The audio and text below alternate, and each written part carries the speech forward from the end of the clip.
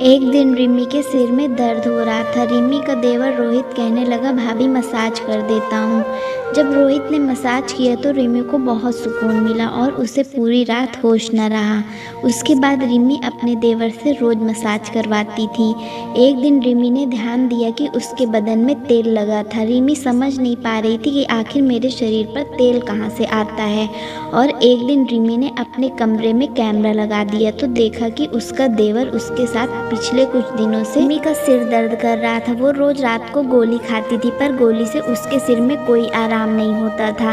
रिमी को सिर दर्द की वजह से सारी रात नींद नहीं आती थी और घर में वो इधर उधर घूमती रहती थी और बिस्तर पर नींद न आने के कारण रिमी करवट बदल रही थी। रिमी का देवर रोहित, जो उम्र में रिमी से छोटा था, वो रिमी का बहुत ही ख्याल रखता था और वो दोनों काफ़ी घुल मिल गए थे।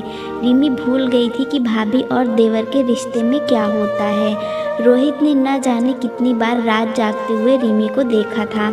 एक दिन वो रिमी की तकलीफ देखकर कहने लगा कि भाभी, मैं आपके सिर में तेल लगाकर अच्छे से मसाज कर देता हूँ, आपका दर्द तुरंत ठीक हो जाएगा।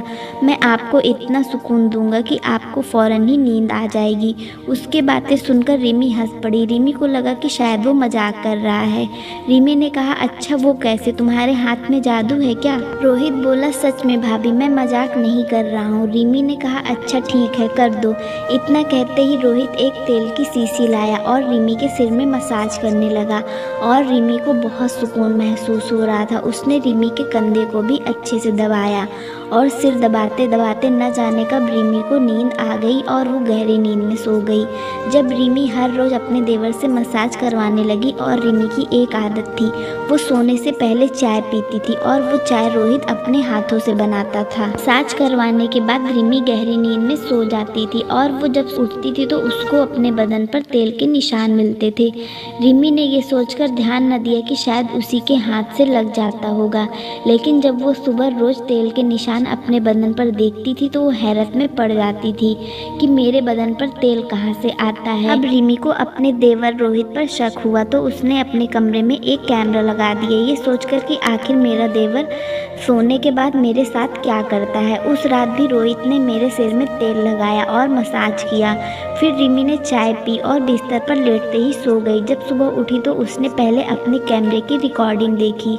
रिकॉर्डिंग देखकर रिमी के पैरों तले जमीन ही खिसक गई। उसने देखा कि मेरा देवर मेरे सोने के बाद मेरे बदन पर तेल से मालिश कर रहा है। देखते ही देखते उसने अपनी सारी हदें पार कर दी और मेरी इज्जत को तार तार कर दिया था। अब रिमी को अपने देवर के ऊपर बहुत गुस्सा आ रहा था कि जिसे वो अपना छोटा भाई समझती थी वही मेरे साथ ऐसी हरकतें कर रहा था।